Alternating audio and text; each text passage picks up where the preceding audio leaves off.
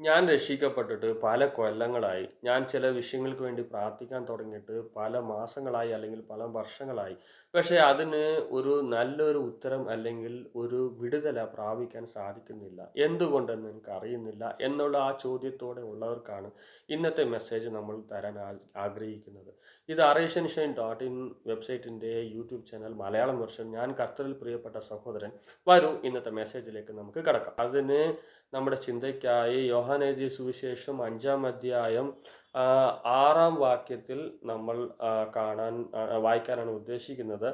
അവൻ കിടക്കുന്നത് യേശു കണ്ട് ഇങ്ങനെ ഏറെ കാലമായി എന്ന് അറിഞ്ഞ് നിനക്ക് സ്വസ്ഥമാകാൻ മനസ്സുണ്ടോ എന്ന് അവനോട് ചോദിച്ചു.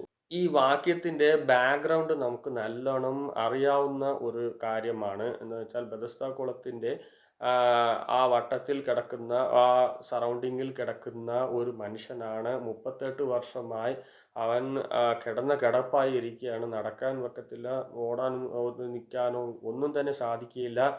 അവൻ പല കൊല്ലങ്ങളായി അവിടെ തന്നെയാണ് കഴിയുന്നത്. ആഹാരം, ഉറക്കം എല്ലാം തന്നെ അവിടെ തന്നെയാണ്. സോ അവന് വിടുതല പ്രാപിക്കാൻ കഴിയാതെ അവൻ അവിടെ കഷ്ടപ്പെട്ടു കൊണ്ടിരിക്കുകയാണ്. ആ കുളം കലക്കുമ്പോൾ, ഒരു ദൈവദൂതൻ വന്ന് കുളം കലക്കുമ്പോൾ അവിടെ പോയി ആര് ആ കുളത്തിലേക്ക് ഇറങ്ങുന്നു, അവർക്ക് ആദ്യമായി ഇറങ്ങുന്നവർക്ക് സൗഖ്യം കിട്ടും. അത് എങ്ങനത്തെ ഒരു അവസ്ഥയായാലും അവർക്ക് സൗഖ്യം കിട്ടും എന്നുള്ള ഒരു വിശ്വാസം അവരിൽ എല്ലാവർക്കും തന്നെ ഉണ്ട്. അങ്ങനത്തെ ഒരു സിറ്റുവേഷനിലാണ് ആ ഒരു വിടുതലക്ക് വേണ്ടി ഈ 38 വർഷമായി കാത്തിരിക്കുന്ന ഒരു മനുഷ്യനോടാണ് യേശു ചോദിക്കുന്നത്, നിനക്ക് സ്വസ്ഥമാകാൻ മനസ്സുണ്ടോ എന്ന്.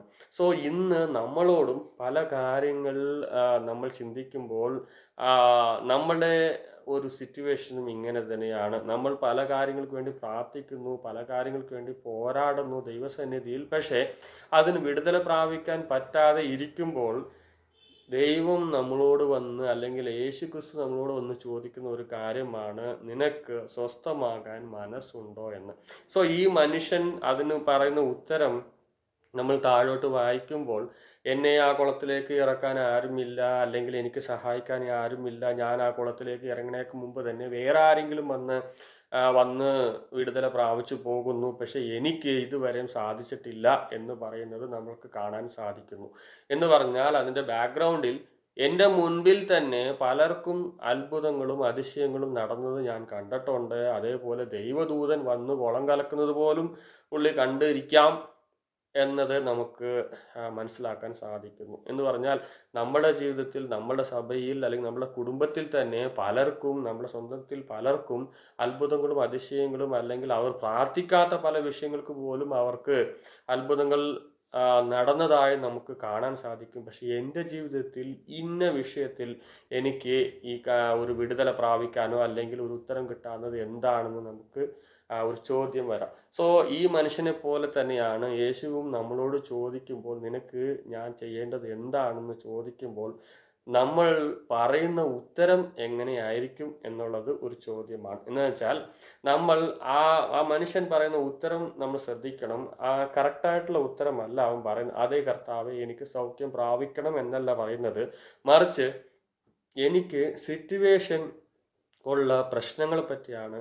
എനിക്ക് ഇതാണ് പ്രശ്നം, എനിക്ക് ആരും സഹായിച്ചില്ല, എന്നെ ആരും കൊണ്ടുപോയി വിട്ടില്ല, അല്ലെങ്കിൽ ദൈവദൂതൻ വന്നപ്പോൾ എന്നെ ആരും എനിപ്പിച്ചില്ല എന്നുള്ള അവൻ്റെ സറൗണ്ടിങ്ങിലുള്ള കുഴപ്പങ്ങളാണ് അവൻ പറയുന്നത്. മറിച്ച് തൻ്റെ ആവശ്യം എന്താണെന്ന് പോലും അവന് കോൺസെൻട്രേഷൻ ചെയ്യാൻ സാധിക്കുന്നില്ല. ഇതേ അവസ്ഥ തന്നെയാണ് ഇന്ന് നമ്മിൽ പലർക്കും ഉള്ളത്. എന്ന് പറഞ്ഞാൽ എന്നെ ചുറ്റിലുമുള്ള, അല്ലെങ്കിൽ എന്നോട് കൂടെ ഉള്ള ഇവർ വീട് വാങ്ങി, അല്ലെങ്കിൽ ഇവർ വാഹനങ്ങൾ വാങ്ങി, അല്ലെങ്കിൽ ഇവർക്ക് ഒരു കല്യാണം കഴിഞ്ഞു, അവർക്കൊരു പിള്ളേരുണ്ടായി, പക്ഷെ എനിക്ക് ഇന്ന കാര്യത്തിൽ ഇതില്ല, ഇന്ന കാര്യത്തിൽ അതില്ല, അവരെ പോലെ ഇല്ല, അല്ലെങ്കിൽ അവരോട് ഞാൻ കണക്ട് ചെയ്ത് നോക്കുമ്പോൾ എൻ്റെ അവസ്ഥ ഭയങ്കര താഴെയാണ്.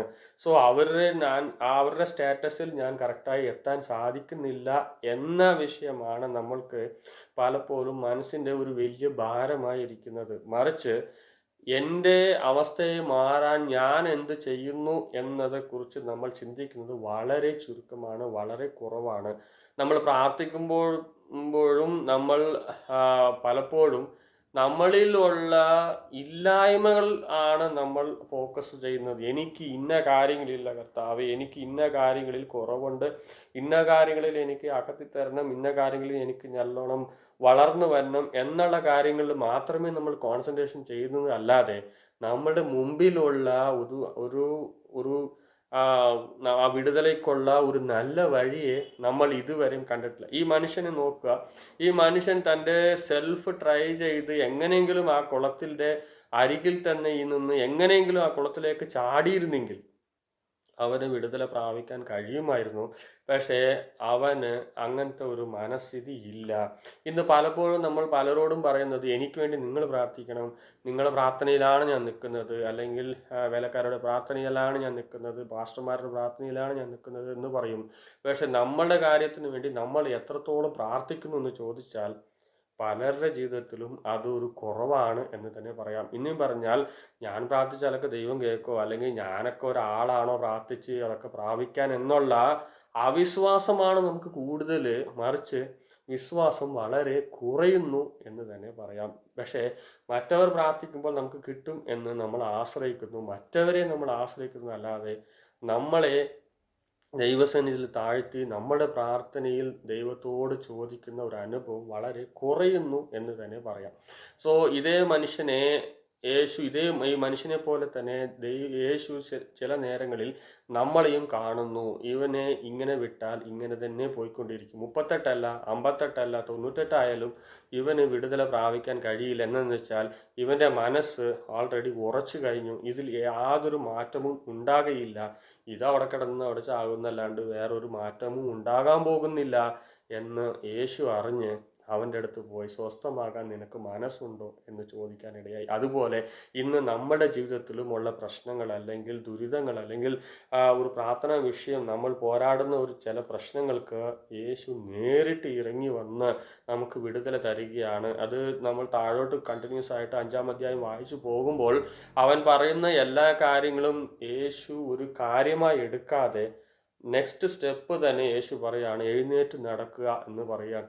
അവിടെ നീ കിടന്നത് മതി, ഇനി നീ എഴുന്നേറ്റ് നടക്കുക. ഇവിടെ കിടന്ന് നീ ഉരുണ്ടത് മതി, എഴുന്നേറ്റ് നടക്കുക എന്ന് പറയാണ്. സോ ഇമ്മീഡിയറ്റ് ആയിട്ട് അവൻ അവൻ്റെ ബെഡൊക്കെ എടുത്ത് അവൻ കുടഞ്ഞ് എടുത്ത് നടന്നു പോവുകയാണ്. സോ ഇതുപോലെ തന്നെയാണ് നമ്മൾ പ്രതീക്ഷിക്കാത്ത നേരത്തിൽ ദൈവം കുറിച്ചിരിക്കുന്ന ചില വിഷയങ്ങൾ കറക്റ്റ് സമയത്ത് തന്നെ ദൈവം ചെയ്തിരിക്കും. അന്ന് നമ്മൾ പറയുന്ന നമ്മൾ ചിലപ്പോൾ വാക്കുകൾ അല്ലെങ്കിൽ പ്രവർത്തികൾ കറക്റ്റായിട്ടുള്ള ലൈനിൽ റോങ് ആയിട്ടുള്ള ലൈനിലായിരിക്കും പോകുന്നത്. എന്നാലും യേശു ആ സമയം വരുന്നപ്പോൾ കറക്റ്റായി അവനെ കണ്ടതുപോലെ നമ്മുടെ ജീവിതത്തിലും വന്ന് അത്ഭുതം പ്രാപിക്കാൻ, അത്ഭുതം തരാൻ, അത്ഭുതം ചെയ്യാൻ കർത്താവ് ശക്തനാണ് എന്ന് നമ്മൾ അറിയേണ്ടിയിരിക്കുന്നു. സോ നമ്മുടെ ജീവിതത്തിൽ നമ്മളെ തന്നെ ദൈവസന്നിധിയിൽ താഴ്ത്താം.